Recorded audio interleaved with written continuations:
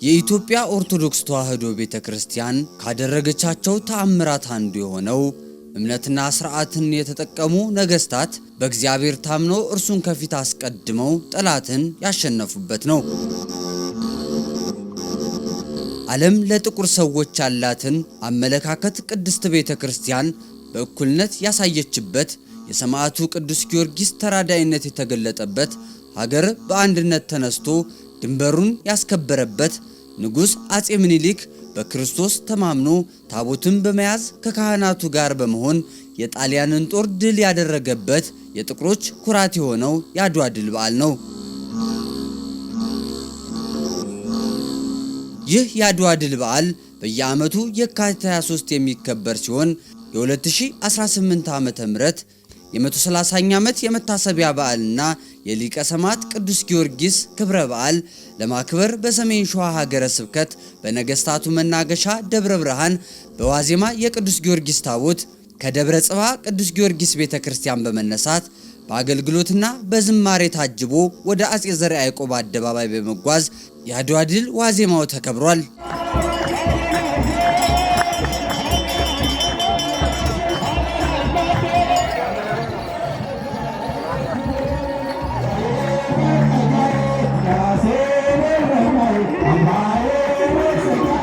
በዚህ የዋዜማ ክብረ በዓልም ክቡር አቶ አክሊል ጌታቸው የደብረ ብርሃን ባህልና ቱሪዝም ቢሮ ተወካይ ንግግር ያደረጉ ሲሆን ኢትዮጵያ ማህፀነ ለምለም የሆነች ናት፣ የአድዋ ጦርነት የእምዬ ምኒልክና በእቴጌ ጣይቱ አማካኝነት የቅዱስ ጊዮርጊስን ታቦትና የግንባሮ ማርያም ታቦትን ይዘው በመዝመት ሀገር ሊያጠፉ የመጣውን የጣሊያንን ጦር ድል ያደረጉበት ዕለት ነውና ምስጋና ይገባቸዋልም ብለዋል። ኢትዮጵያ ማህፀነ ለምለም ነች። ኢትዮጵያ ለብዙ ሀገራት የምታስቀና ተፈጥሮ ያላት፣ ታሪክ ያላት፣ እምነት ያላት ሀገር ስለሆነች በርካታ ሀገራት በቅንነት አይመለከቱንም። የኛ ሕዝብ ለስምምነት በሩ ሰፊ ነው። ስምምነት ለማድረግ ውጫሌ ትሪቲ ላይ ሲደረግ ቆይቶ በአንቀጽ 17 መሰረት ስምምነቱ ፈረሰ። ይህንንም ስምምነት በብልሃ እቴጌ ጣይቱ አስተዋይነት የመጣ በውሳኔ ሰጪው በዳግማዊ አጼ ምኒልክ ውሳኔን የፈረሰ ስምምነት በመሆኑ ቀጥታ ወደ ጦርነት ተገብቷል።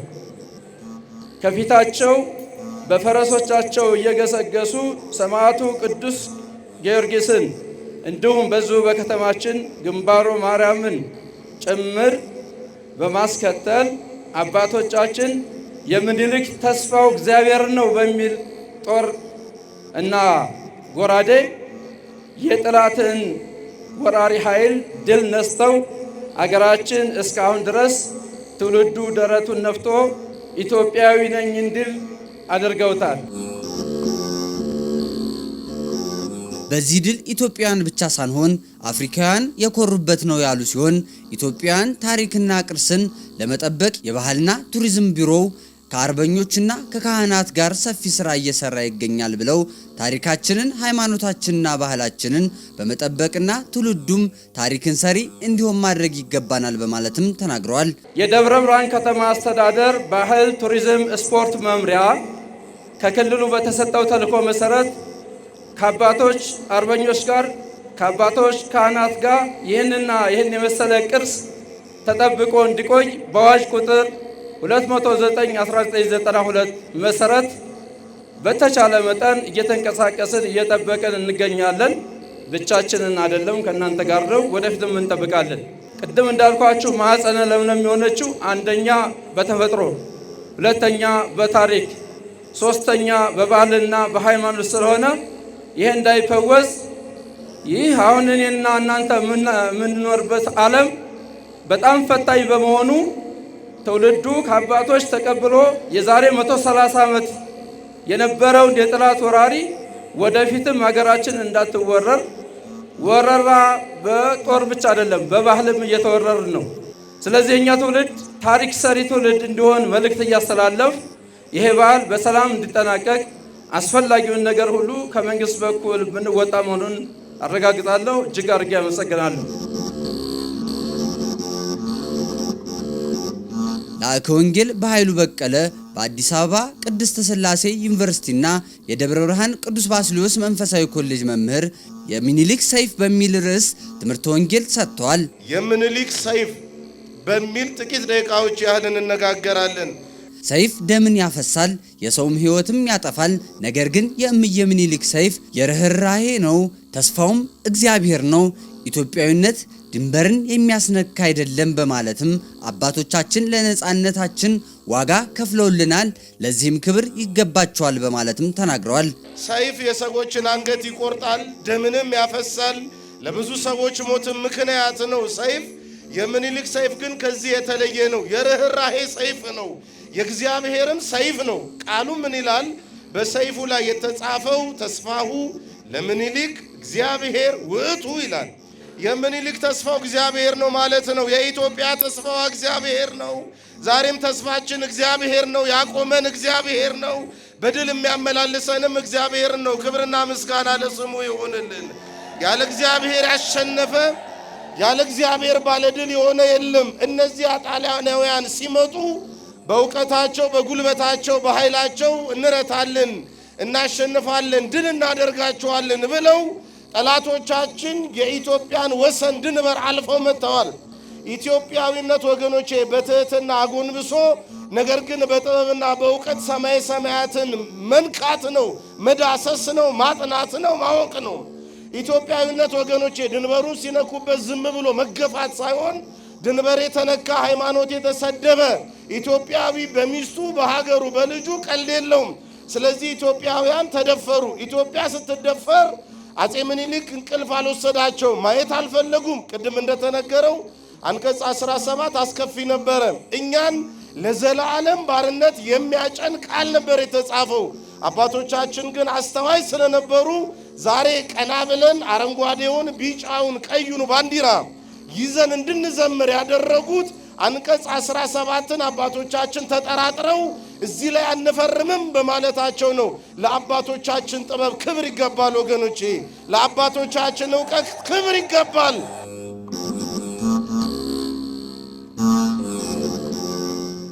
ከአፍሪካም ሆነ ከዓለም ቀድመን ዜማን የቀመርን ቃልን በድንጋይና በብራና ጽፈን ያኖርን ኢትዮጵያውያን ነን። አድዋ ያለ እግዚአብሔር ፈቃድ ምንም ነው። ቅዱስ ጊዮርጊስን ይዘው ነው አባቶቻችን የተዋጉት በማለት በቅዱስ ጊዮርጊስ ሰይፍም የጠላት ጦር ጠፍቷልን በማለትም አስተምረዋል።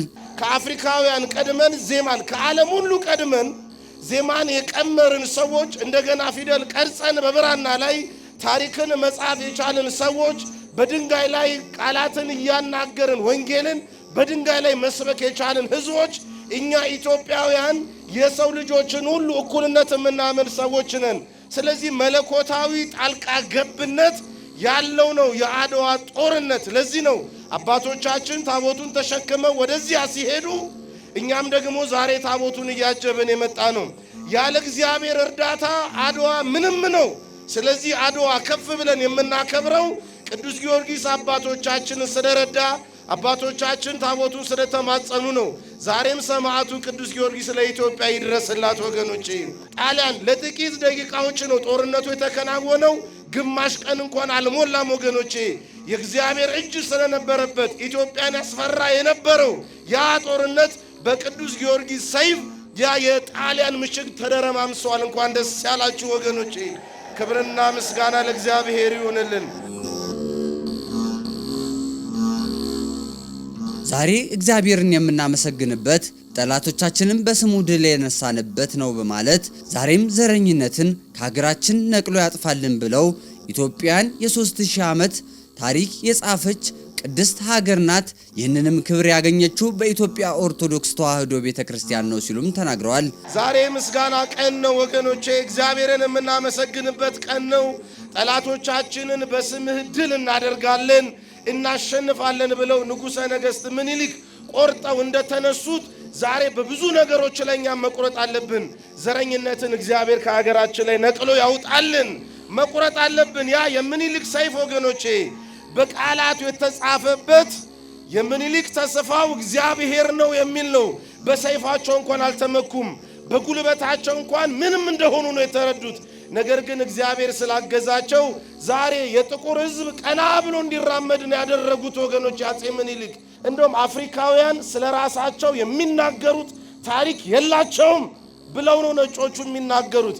አፍሪካውያን ምናልባት እንኳን ታሪክ ቢናገሩ የወራሪዎችን የቀኝ ገዢዎቻቸውን ታሪክ ነው የሚናገሩት ብለው በድፍረት ነው የሚናገሩት። እኛ ግን ዛሬ በድፍረት እንናገራለን።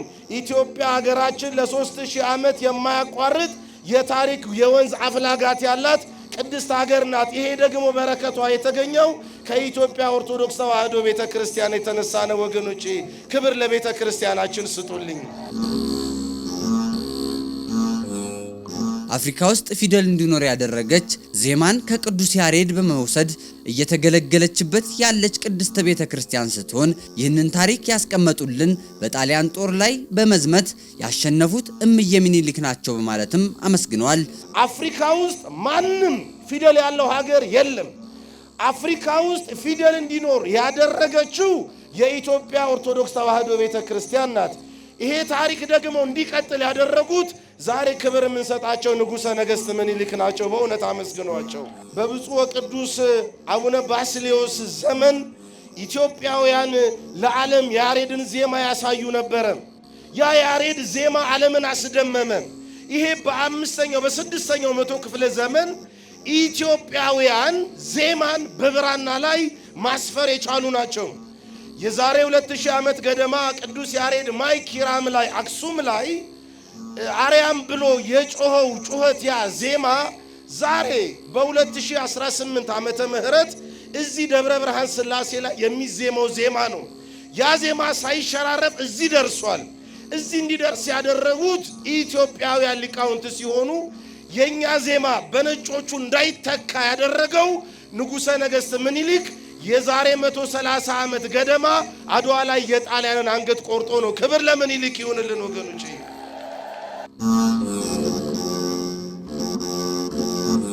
የነጻነታችን ጮራ የክብራችን ማንነት ቀና ብለን እንድንራመድ ያደረጉን አንጎለላ ኪዳነ ምሕረት ላይ የተወለዱት መላ ኢትዮጵያን ያስከበሩ በቅዱስ ጊዮርጊስ የሚታመኑ ደጉ ንጉሥ አጼ ምኒልክ ለዚህ ስራቸው ክብር ይገባቸዋል በማለትም ገልጸዋል። ስለዚህ የነጻነታችን ጮራ የክብራችን ማንነት ቀና ብለን እንድንራመድ ያደረገን የሰው ዘር በምድር ላይ እኩል ነው የነጭ የበላይነት እንዲበቃ ያደረገው ይሄ ታሪካዊ አባት እዚቹ አንጎለላ ኪዳነ ምሕረት የተወለደው እንደገና ጠምቄ በሚባለው ሰው ያደገው የንጉሥ ኃይለ መለኮትን የርህራሄ ትምህርት እጅግ በጣም የተማረው ደጉ ምኒልክ ጎንደር ሂዶ የተዋህዶን ትምህርት ተምሮ እንደገና በአጼ ቴዎድሮስ ቤተ መንግስት በልዕልናና በከፍታ ያደገው እዚህ እንደገና ደግሞ ንጉስነትን የተቀባው ደብረ ብርሃን ሥላሴ ነው።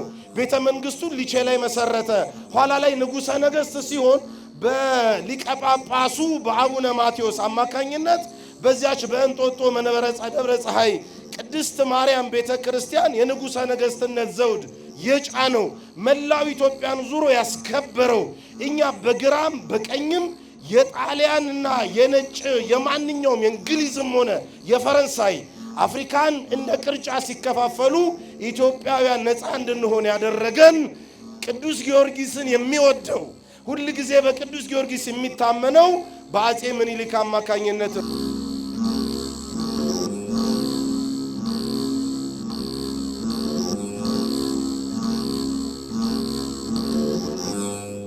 በክብረ በዓሉም ላይ የተገኙት የሀገረ ስብከቱ ዋና ስራ አስኪያጅ ክቡር መጋቢ ሐዲስ ነቃ ጥበብ አባቡ የንጋትን ኮከብ እሰጠዋለሁ በሚል መነሻ ኃይለ ቃል የዕለቱን የማጠቃለያ መልእክት ያስተላለፉ ሲሆን በመልእክታቸውም የንጋት ኮከብ ማለት የሌሊት ማለቅን የቀንን መተካትን የሚያበስር ሲሆን የኛ የንጋት ኮከባችን ስጋውን ቆርሶ ደሙን አፍሶ ስለኛ ኃጢአት የቆሰለልን የሞተልን መራራውን የተጎነጨልን አጥቢያ ኮከባችን የድንግል ማርያም ልጅ መድኃኒታችን ኢየሱስ ክርስቶስ ነው በማለትም ስለ ክርስቶስ አስተምረዋል።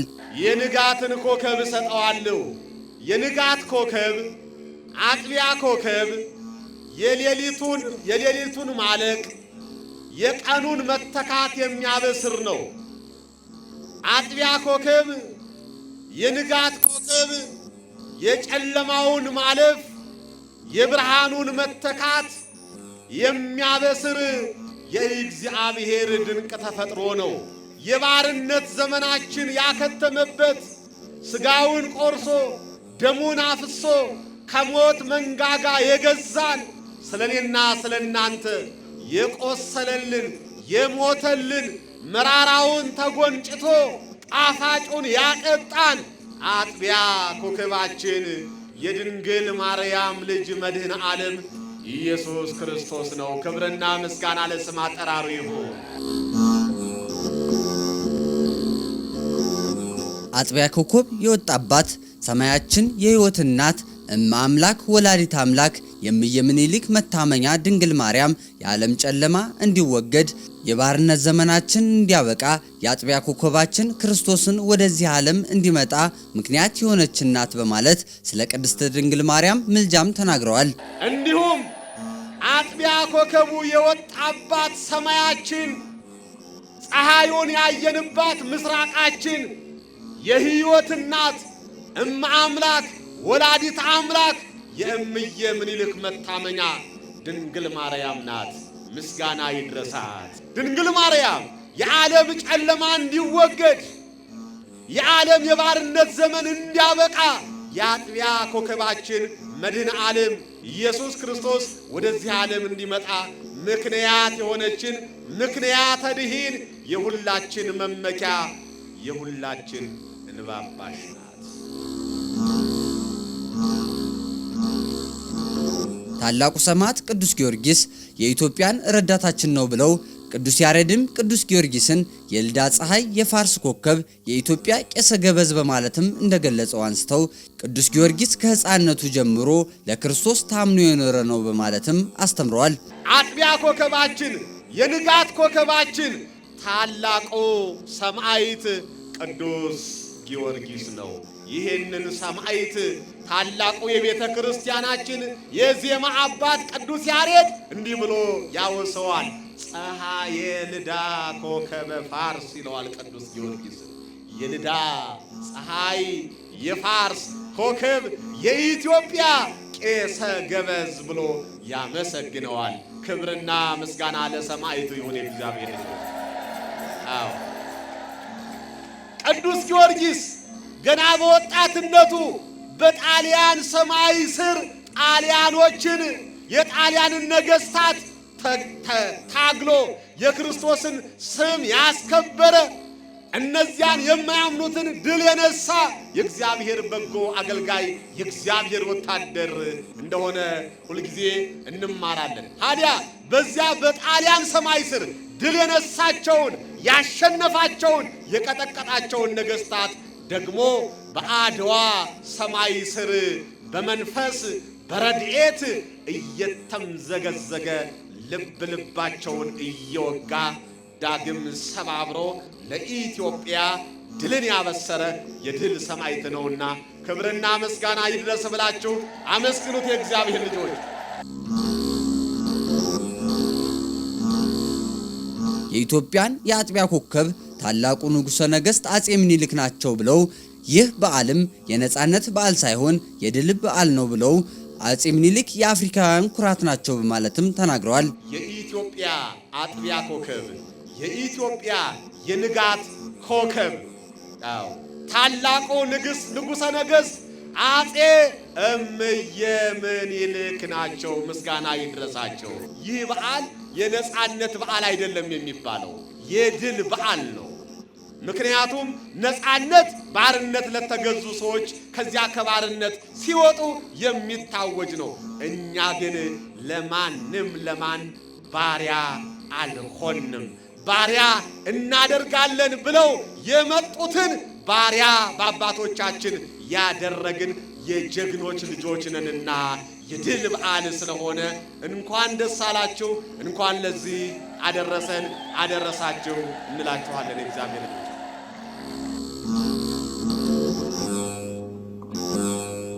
ከዚህ በዓል የምንረዳው ድል አድራጊነትን አሸናፊነትን ነው።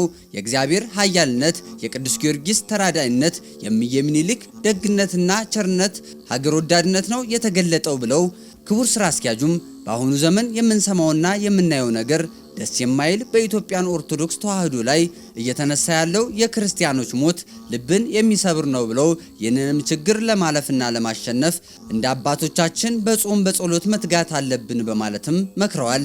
ከዚህ በዓል የምንማረው ድል አድራጊነትን ነው፣ አሸናፊነትን ነው፣ የእግዚአብሔርን ኃያልነት ነው፣ የሰማዕቱ የቅዱስ ጊዮርጊስን ተራዳይነትን ነው፣ የእምየ ምኒልክን ደግነት፣ ቸርነት፣ ሀገር ወዳድነት ነው። የእግዚአብሔር ልጆች ነጩ ጠላታችንን አሸንፈናል። አሁን ደግሞ የጥቁር ነጭ የተነሳብንን ጠላት ለማሸነፍ ሁላችንም በጾም በጸሎት የኛ ተስፋ እግዚአብሔር ነው ብለን ወደ እግዚአብሔር መጮህ ያስፈልጋል። የምናየው የምንሰማው ደስ ስለማይል በተለይም በኢትዮጵያ ኦርቶዶክስ ተዋሕዶ ቤተ ክርስቲያን ላይ በአርሲ ሰማይ ስር የማያባራ የክርስቲያኖች የሞት ዶፍ ሲዘንም እንሰማለን፣ ሲዘንም እናያለን። ለምን? የአንድ ክርስቲያን ደም እኮ የክርስቶስ ደም ነው። የአንድ ክርስቲያን ደም መፍሰስ እንዲሁም የሚታይ አይደለም፣ እንደ ቀላል የሚታይ አይደለም። ስለዚህ አሁን የጥቁሩን ነጭ ጠላት ለማሸነፍ አንድ ለማድረግ እንደ አባቶቻችን በጾም በጸሎት መትጋት ያስፈልጋል ማለት ነው። በዋዜማ መርሃ ግብሩም ላይ የሀገረ ስብከቱ ምክትል ስራ አስኪያጅ ሊቀ ስዩማን ፍጹም እንግዳ፣ የሀገረ ስብከቱ ልዑካን፣ መልአከ ፀሐይ ዘውዱ መርሃ ክርስቶስ፣ የደብረ ጽባህ ቅዱስ ጊዮርጊስ ቤተክርስቲያን አስተዳዳሪ፣ የአድባራትና ገዳማት አስተዳዳሪዎች፣ በርካታ ሊቃውንተ ቤተክርስቲያንና ምዕመናን እንዲሁም የሰሜን ሸዋ ዞን ጀግኖች አባት አርበኞች ማህበር አመራሮች ተገኝተዋል።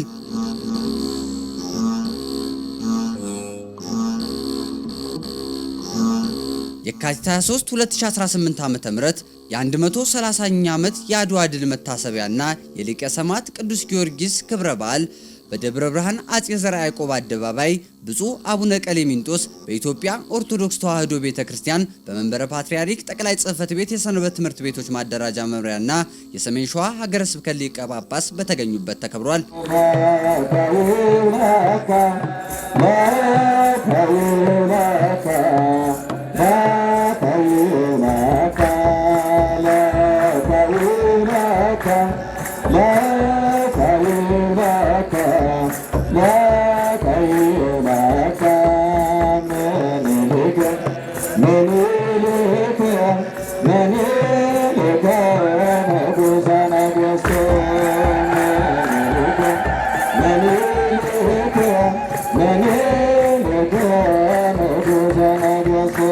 በክብረ በዓሉም ላይ አቶ ተክለ ስላሴ ከበደ የደብረ ብርሃን አባት አርበኞች ሊቀመንበር ባስተላለፉት መልእክት ለዘመናት የነጻነት ቀንዲል ሆና የኖረችን ሀገራችን ኢትዮጵያን ለማንበርከክ ድንበር ጥሶ የመጣው ፋሺስት ጣሊያን ስምምነቱን በማፍረስ ኢትዮጵያን በመውረሩ ይህንንም የተረዱት አጼ ምኒልክ የክተት ዘመቻን በማዘጋጀት በአራቱም አቅጣጫ የነበሩ ኢትዮጵያውያን በመያዝ በ1888 ዓ.ም በወርሃ የካቲት በቅዱስ ጊዮርጊስ ዕለት ወራሪውን አሳፍረው በደምና ባጥንታቸው ደማቅ ታሪክን ጽፈውልናል ብለዋል። ለዘመናት የነጻነት ቀንዲል ሆና የኖረችውን ሀገራችንን ኢትዮጵያን በቀኝ ግዛት ለማንበርከክ ባህር ተሻግሮ ድንበር ጥሶ የመጣውን ፋሽስቱ የጣሊያን መንግስት እግሩን አስልቶ ምጽዋ ላይ በመትከል በአንድ ፊት በወረራ ለመያዝ ሰፊ የጦር ዝግጅት በማድረግ በወቅቱ ዘመናዊ ጦር የታጠቀ ወራሪ ሰራዊቱን በማንቀሳቀስ የሰሜኑን የሀገራችንን ክፍል በወረራ መያዙን ቀጠለ። ችግሩ በሰላማዊ መንገድ አለመፈታቱን የሀገር ዳር ድንበር መደፈሩንና ጦርነት አይቀሬ መሆኑን የተረዱት ንጉሠ ነገሥት ዳግማዊ ምኒልክ ምታ ነጋሪት ክተት ሰራዊት በማለት ለመላ ኢትዮጵያውያን ጥሪ አቀረቡ። ኢትዮጵያውያን አባቶቻችንና እናቶቻችን ከመላ ሀገሪቱ ከአራቱም ማዕዘናት ወደ ሰሜን በመተመም በብሪት የመጣውን የጠላት ጦር የዛሬ 130 ዓመት በ1888 በወርሃ የካቲት በዕለተ ቅዱስ ጊዮርጊስ ቀን መተኪያ የሌላትን ውድ ሕይወታቸውን ሰውተው ወራሪውን አሳፍረው በደምና ባጥንታቸው ደማቅ ታሪክ ጽፈውልናል። አባቶቻችንና እናቶቻችን በአብሮነት በመሆን ልዩነታቸውን በማጥፋት ደማቁን ታሪክ የጻፉ ሲሆን የአሁኑ ትውልድም መለያየትና ዘረኝነትን በመተው በአንድነት በመቆም የራሱን ታሪክ ሊያስመዘግብ ይገባዋል። ይህ ታሪክ ከትውልድ ወደ ትውልድም እንዲተላለፍ ታሪካችንን በመጠበቅና በመንከባከብ ማቆየት ይገባናል በማለትም መልእክታቸውን አስተላልፈዋል። አባቶቻችንና እናቶቻችን ደማቁን የአድዋን ድል ሊያስመዘግቡ የቻሉት ልዩነታቸውን ወደ ጎን በመተው በሀገር ጉዳይ በአንድነት በመቆማቸው ነው። በመሆኑም ትውልዱ የአድዋን ታሪክ ከመዘከር በዘለለ ዘመናችን በሽታ የሆነውን መለያየትንና ዘረኝነትን አስወግዶ በአንድነት በመቆም የራሱን ታሪክ ሊያስመዘግብ ይገባዋል። በመጨረሻም ይህ ታሪክ ተጠብቆ ከትውልድ ወደ ትውልድ እንዲተላለፍ የነገስታቱ መፍለቂያ የታሪክ ማህደር በሆነችው ከተማችን የሚገኙ ታሪካዊ ቦታዎችን በማልማትና በመጠበቅ አስፈላጊውን ሁሉ ድጋፍ በማድረግ ከጎናችን እንድትቆሙ በሰሜን ሸዋ ጥንታዊ ኢትዮጵያ ጀግኖች አርበኞች ማህበር ስም ጥሬን እያቀረብኩ ዘላለማዊ ክብር ለአድዋ ጀግኖች። መልካም በዓል ይሁንልን።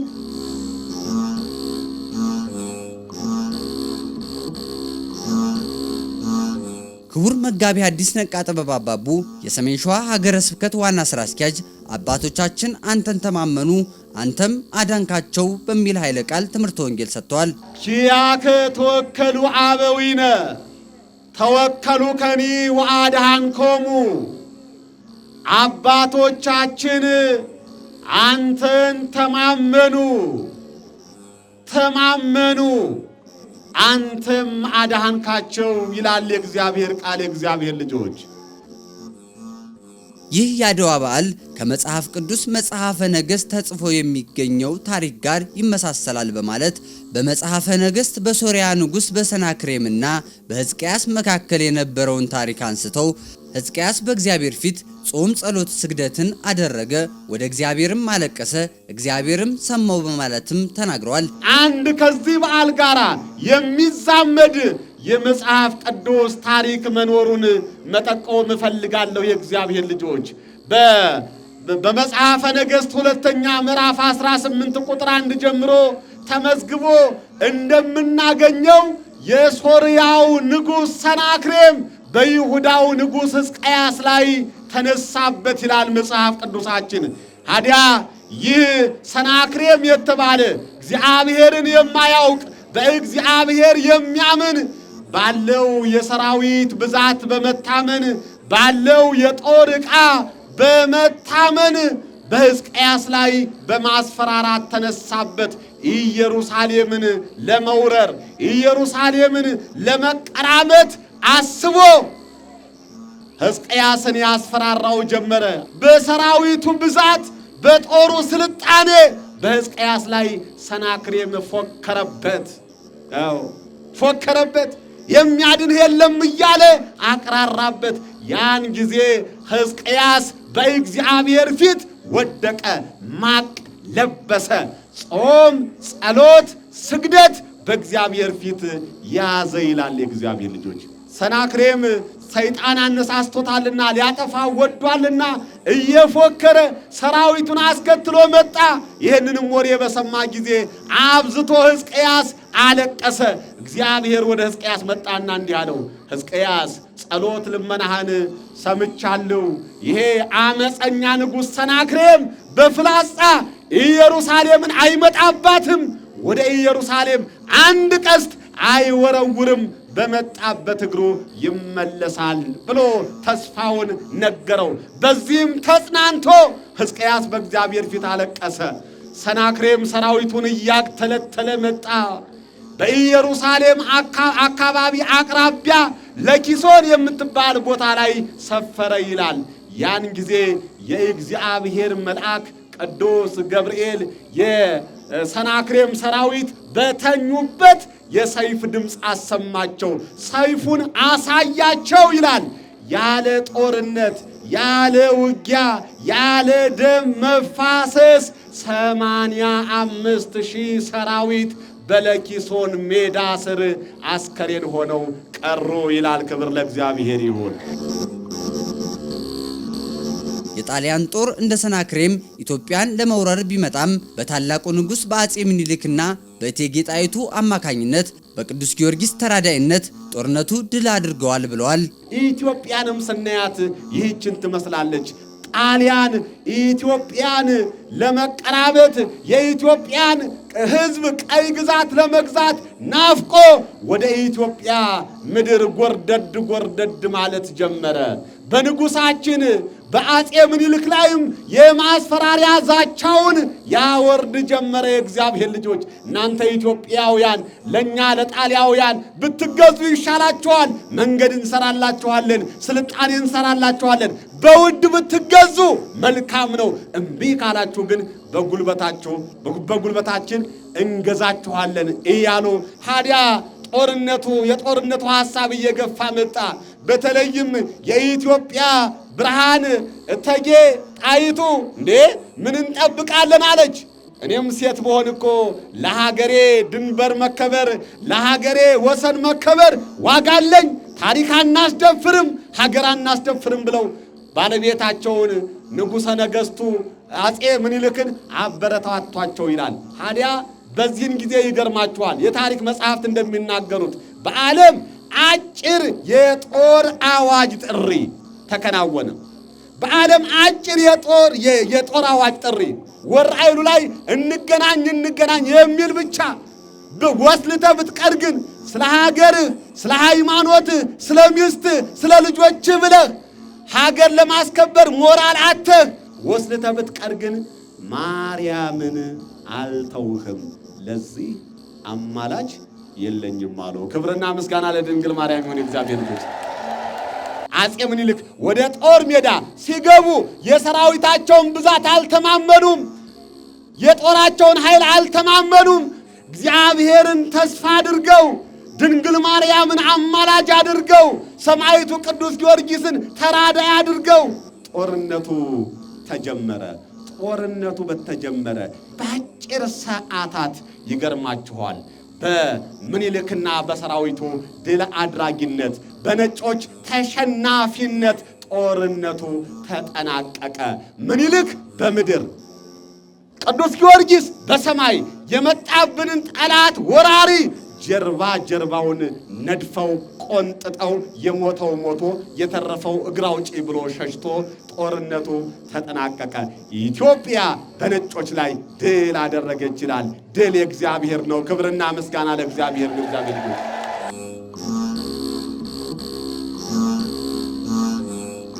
አባቶቻችን እግዚአብሔርን ተስፋ አድርገው ኢትዮጵያን አስከብረዋል ብለው ዛሬ የኛ አድዋ እርስ በርሳችን መዋደድ፣ ጥላቻን ማስወገድ ነው ብለው የምናየው መገዳደልና መጠፋፋት፣ ዘረኝነትን ማስወገድ ይገባናልም ብለዋል። አባቶቻችን እግዚአብሔርን ተማምነው ድንግል ማርያምን ይዘው ሰማዕቱ ቅዱስ ጊዮርጊስን ተራዳይ አድርገው ኢትዮጵያን አስከብረዋል፣ ሀገር አስከብረዋል። ታሪካችንን በማይደመሰስ በወርቅ ቀለም ጽፈው ሰጥተውናል። እግዚአብሔር ልጆች ዛሬስ እኔና እናንተ ከአባቶቻችን የምንማረው ምንድን ነው?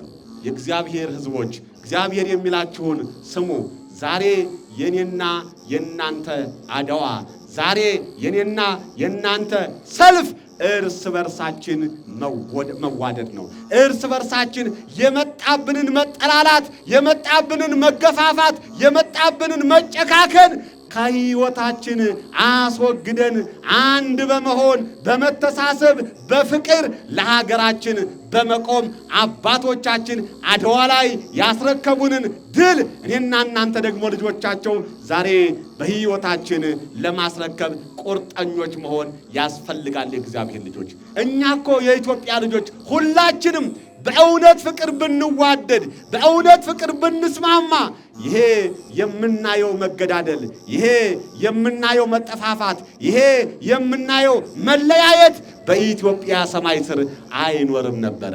ወዳጆቼ ወደድንም ጠላንም እኛ የአንዲት ኢትዮጵያ ማህፀን ልጆች ነን። ስለዚህ ሀገራችንን መውደድ ያስፈልጋል። ሀገርን መውደድ ማለት ደግሞ ተራራውን፣ ሸርተረሩን፣ ኮረብታውን አይደለም፣ ወንድምህን መውደድ ነው። እህትህን መውደድ ነው። የእግዚአብሔር ልጆች ለምንድን ነው ወንድም በወንድሙ ላይ ሞት እያወጀ ያለው? ፍቅር እኮ ከውስጣችን ስለጎደለ ነው። ስለዚህ አባቶቻችን እግዚአብሔርን ተማምኖ ጠላታቸውን ድል አድርገዋል። እኛም ደግሞ እግዚአብሔርን ተማምነን በዘመናችን ጠላት የሆነብንን መለያየት፣ በዘመናችን ጠላት የሆነብንን ድህነት፣ በዘመናችን ጠላት የሆነብንን ዘረኝነት ከሀገራችን ከውስጣችን ልናወጣው የሚያስፈልግበት ጊዜ ነው ማለት ነው።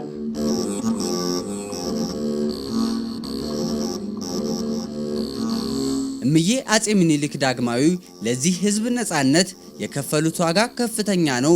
እግዚአብሔርን ተማምነው ድል አድርገዋልና ክብር ይገባቸዋልም ብለዋል። ሙአንበሳ ዘእምነገደ ይሁዳ ስዩመ እግዚአብሔር ንጉሠ ነገሥት ዘኢትዮጵያ እምዬ አፄ ምኒልክ ዳግማዊ የእግዚአብሔር መልእክተኛ፣ የእግዚአብሔር አገልጋይ፣ ሕዝባቸውን በፍቅር በሰላም የመሩ አባት ናቸውና ስለዚህ ይህንን በሳቸው መሪነት ድል የተቀዳጀንበትን በሰማዕቱ ተራዳኢነት ነፃነታችን የታወጀበትን በዓል ስናከብር ክብራችን ልዩ ነው፣ ደስታችን ልዩ ነው። ሰሜን ሸዋ የብዙ ገጸ በረከት ባለቤት ናት። ሸዋ ታሪኩ ሰፊ ነው። ሸዋ ታሪኩ ዝናው በዓለም ገና ያልተነገረለት ነውና የብዙ መካነ ቅዱሳን ስፍራ ነው። ይህንን ቦታ ይህንን ታሪክ መጠበቅ መንከባከብ ከኛ ከአዲሱ ትውልድ ይጠበቃል ማለት ነው።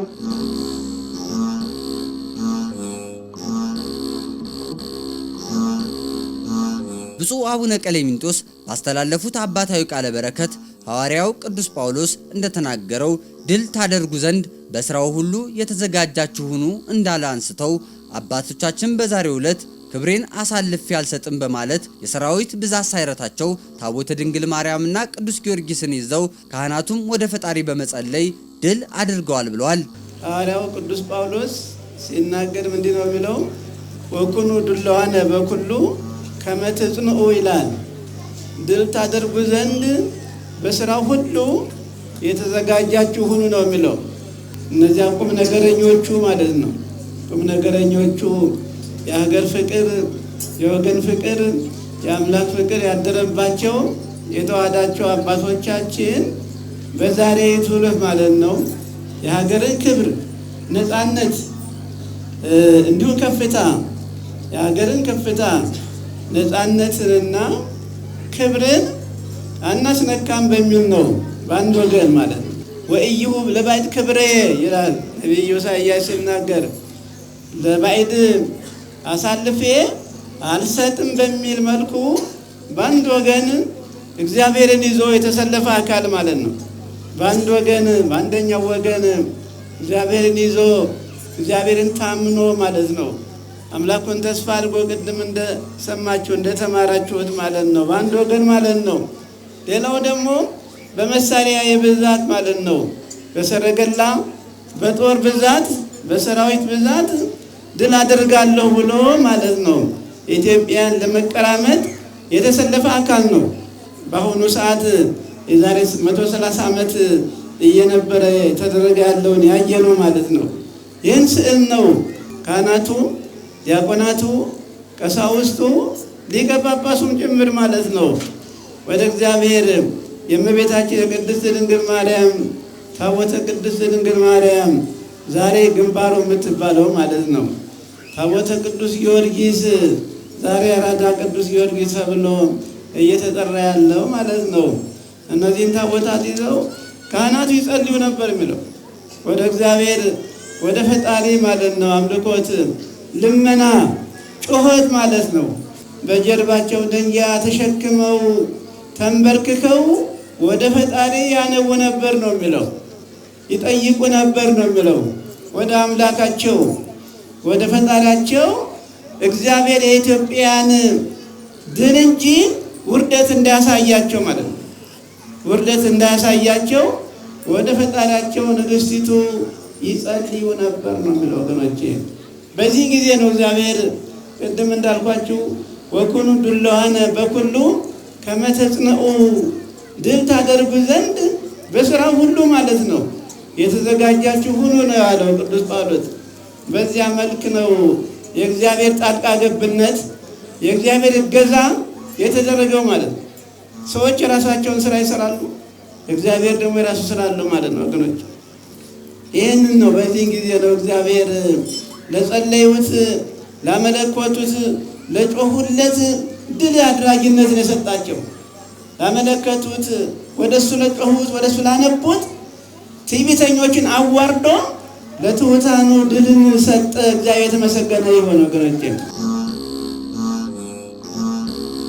ይቺ ኢትዮጵያ አባቶቻችን በአንድነት በፍቅር በሰላምና በመተባበር የሰሯት ናት ብለው ዛሬ ግን እኛ እያወቅን ታሪኳን ማስቀጠል አልቻልንም ብለው በየጊዜው ታሪክ የሚነገረው እኔ ምን እየሰራሁ ነው ብሎ ለመመልከትም ነው ብለዋል። ያቺ ኢትዮጵያ እነዚህ አባቶቻችን የሰሯት ናት፣ ያደራጇት፣ ያዘጋጇት ማለት ነው። በአንድነት በፍቅር በሰላም በመተሳሰብ በመተጋገዝ ገመድ ያሰሯት የታቷት ማለት ነው።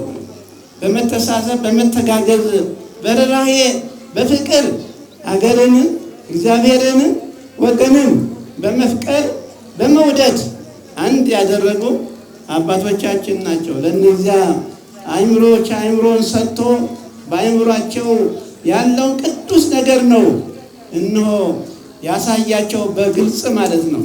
በግልጽ በአደባባይ እግዚአብሔር ታምሩን አሳየ ማለት ነው። በዚህ ጊዜ የጳጳሱም የካህናቱም እጅ ያለ ነው።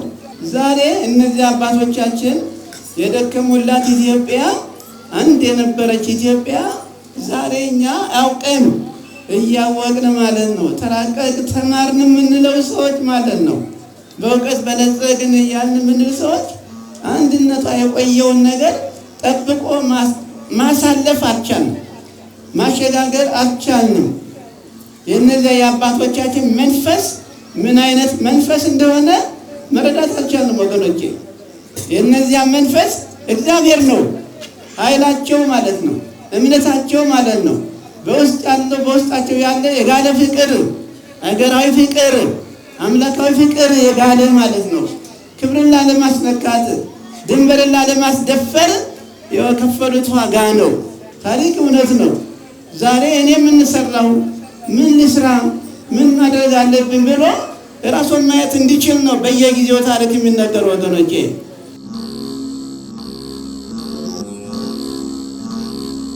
የእግዚአብሔር አሸናፊነት የአፄ ምኒልክ ድል አድራጊነት የታወጀበት በዓል ነው ብለው ዛሬ ላይ ያለን እኛ ለነገው ትውልድ ምንድነው ማስተላለፍ ያለብን በማለት በአንድነት መቆም ይጠበቅብናልን ብለዋል።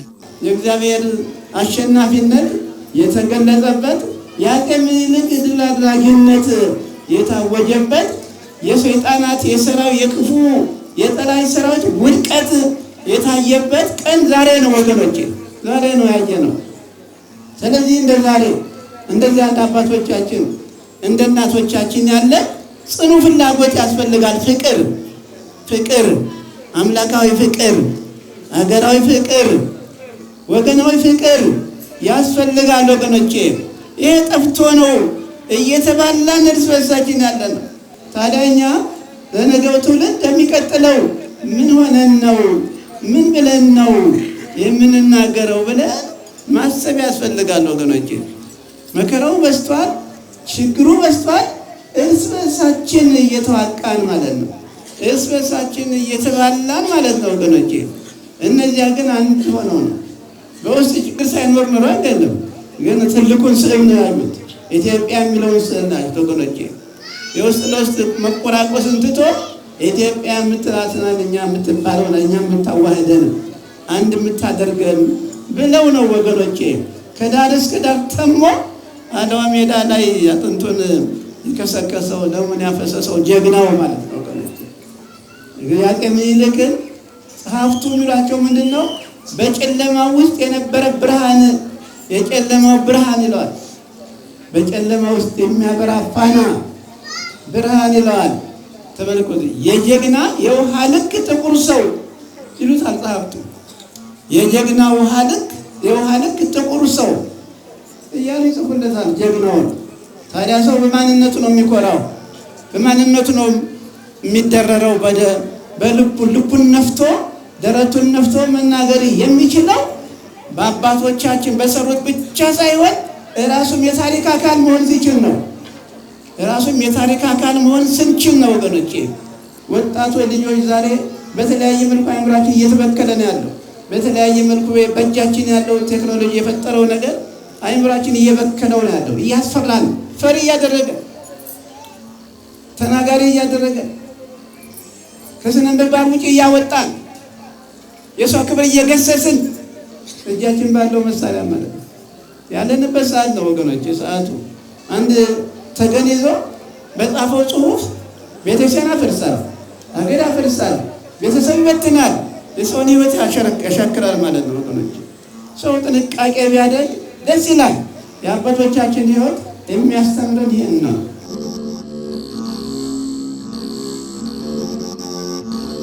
ዛሬም እንደ አባቶቻችን ታሪክም መድገም ይገባናል። መለያየትና መከፋፈል የክፉ መንፈስ ስራን ትተን በአንድነት ወደ እግዚአብሔር በመቅረብ የመንፈስ ቅዱስ ሰይፍን ጾም፣ ጸሎት፣ ስግደትን በመያዝ ክፉ መንፈስን መታገል ይገባናል በማለትም ቃለ በረከታቸውን አስተላልፈዋል። ዛሬም እንደ አባቶቻችን መድገም ማለት መለያየቱን መከፋፈሉን ማስወገድ የግነት ዛሬም አለ በበለጠ መልኩ ማለት መድገም ስንችል ማለት ነው። አንድነትን አጠንክረን መያዝ ስንችል፣ ክፉን ስናስወግድ፣ በእግዚአብሔር ስንታመን፣ የጸና እምነት ሲኖረን፣ እግዚአብሔርን ማነጋገር የሚችል እምነት ሲኖረን ነው ወገኖቼ። ከረቂቃኑ ከመናፍስት ርኩሳን ጋር ነው ይላል ውጊያችሁ፣ ጦርነቱ ማለት ነው። የዚያን ጊዜ ነው ንስኡ ሰይፈ ዘመንፈስ ቅዱስ ዘውእቱ ቃለ እግዚአብሔር። ጸሎትን ነው፣ ትምህርትን ነው፣ ቃለ እግዚአብሔርን ነው። ሰይፍ የመንፈስ ቅዱስ ሰይፍ ያዙ ይላል። የመንፈስ ቅዱስ ሰይፍ ያዙ ይላል። ሰይፍ እንደምታው በጦር ሜዳ የምንገለገልበት ነው። በችግር ሰዓት የሚገለገሉበት ነው አባቶች ጀግኖች። ሰይፍ የእግዚአብሔርን ቃል ግን ሰይፍ ይለዋል። መቁረጫ ነው። አጋንንትን ማስወገጃ ማጎራረጃ ማለት ነው። አጋንንትን ከሰው ሕይወት ውስጥ ማራቂያ የእግዚአብሔር ቃል ነው። ነገር ግን በውስጣችን ያለው ክፉ መንፈስ ድል እያደረገን ነው፣ እየማረከን ነው፣ እያሸነፈን ነው ወገኖቼ፣ እያሸነፈን ነው። ስለዚህ ላለመሸነፍ የእግዚአብሔርን ቃል መያዝ የመንፈስ ቅዱስ ሰይፍ መታጠቅ ያስፈልጋል። መታጠቅ ያስፈልጋል። ወትግሁ ለጸሎት ከመ ትድኃኑ የሚለው ለጸሎት ተጸመዱ። በየሰዓቱ በየጊዜው በየ7 ሰዓቱ በየ12 ሰዓቱ በየ24 ሰዓቱ ተግታችሁ ጸልዩ ያለነው አምላካችን ነው። አሁን ደግሞ የተያዘው ያለንበት ያለነው ክርስቲያኖቹ እያለቁ ወገኖቻችን ማለት ነው እያለቁ እየተጨፈጨፉ ያለበት ሰዓት ነው። እግዚአብሔር ምን አይነት ፈተና ምን አይነት ኃጢአት ሰርተን እንደሆነ መገንዘብ አልቻለም ወገኖቼ። የእግዚአብሔር ሕዝቦች ናቸው፣ ምንም የማያውቁቱ ናቸው። አገር ደህና ሰላም አገር ብለው በተኙበት እየተጨፈጨፉ እያለቁ ያሉት ወገኖቻችን ናቸው። ወገኖቼ እግዚአብሔር እነዚያ ነፍሳቸውንም በሰማያዊት ነፍስ ጋር ይደምርልን። እነዚህ ክፉ አድራጊዎችን አምላካችን ይበቀልልን ነው የምንለው። ክፉ አድራጊዎችን እግዚአብሔር ይበቀላል ወገኖቼ። ክፉዎችን ያስታግስልን። አምላካችን ኢትዮጵያን ይባርክልን። አምላካችን ሀገራችን ይጠብቅልን። ካህናቱንም ይጠብቅልን፣ ይባርክልን። ይህን ወርሃ ጾም እንዳልኳችሁ ሰልፉ ከክፉ መንፈስ ጋር ነው ብያችኋለሁ። የክፉ መንፈስ አስወግዶ መልካሙን ነገር እንዲያመጣልን አምላካችን ለሀገራችን፣ ለአካባቢያችን፣ ለግል ሕይወታችን፣ ለቤተሰባችን መልካሙን ነገር እንዲያመጣልን የአምላካችን ፈቃዱ ይሆንልን።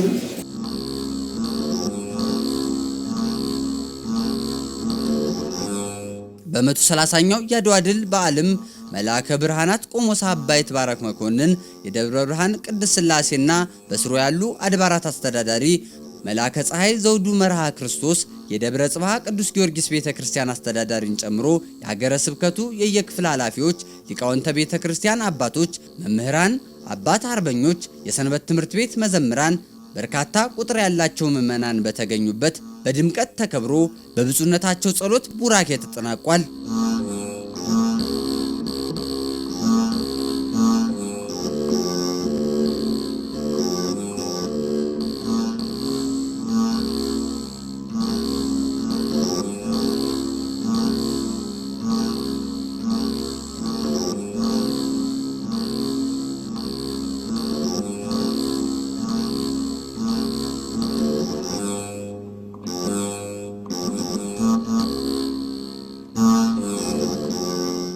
ታቦተ ቅዱስ ጊዮርጊስ በካህናት አባቶች በሰንበት ትምህርት ቤት ዘማሪያን እንዲሁም በምዕመናን ዝማሬ ታጅቦ ወደ መንበረ ክብሩ ተመልሷል።